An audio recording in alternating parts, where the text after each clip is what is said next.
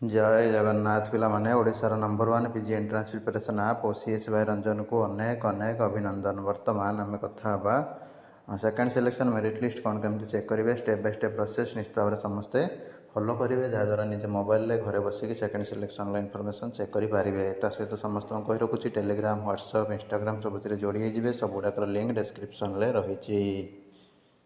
नमस्कार दोस्तों, इस वीडियो को लाइक करें, हमारे चैनल को सब्सक्राइब करें, इस घंटी के आइकन को दबाएं, ऑल सेलेक्ट करें हमारी सभी वीडियो सबसे पहले देखने के लिए।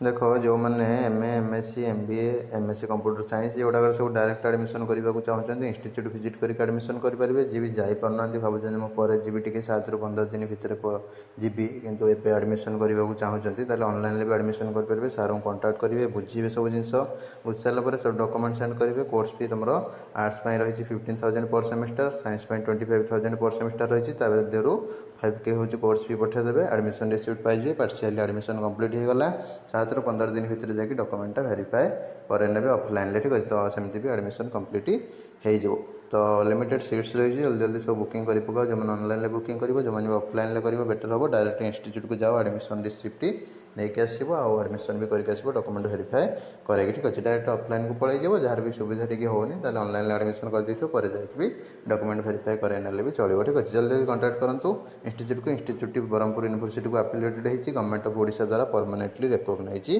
होती। ठीक अच्छे पिला माने गूगल बा क्रोम ब्राउजर को जिबे एमती सर्च करेंगे साम्स पीजी फास्ट जो वेबसाइट आसीबो ता उपरे क्लिक करने। क्लिक कला परे ए टाइप रो पेज खोली जीवो जोटी कि देखि पारथुबे नो योर सिलेक्शन स्टेटस। ठीक अच्छे एमती बहुत सारा ऑप्शन देखो आपण नो योर सिलेक्शन स्टेटस ता उपरे क्लिक करने। क्लिक कलापर आपंकर ये टाइप आसीज निजर बारकोड नंबर 26 CP ये टाइप जोड़ा थी कमन एप्लिकेशन फॉर्म रे देखिए बारकोड गोटे थी साइड हूँ कौन तुम राइट साइड टॉप रे। ठीक अच्छे ये टाइप कौन पाखापाखि थी। ठीक अच्छे तले गोटे नंबर लिखाई थो से नंबर टाक एंट्री करेंगे। निज रेजिस्टर्ड मोबाइल नंबर तुम जहाँ भी हो सेटा तुम ये एंट्री कर। ठीक अच्छे तो एंट्री कर कैप्चाटा जो रही जहाँ देखुच से लिख लिखिकी शो बटन उपर क्लिक करनब। शो बटन उपर क्लिक कले तुम ये टाइप शो कर जोटि कि बारकोड नंबर नेम केते नंबर ऑप्शन सिलेक्ट होती कौ यूनिवर्सिटी। ठीक अच्छे कौ ऑनर्स कौ कैटेगरी सब गुड़ाक you are selected in the above higher educational institution ये टाइप शो कर।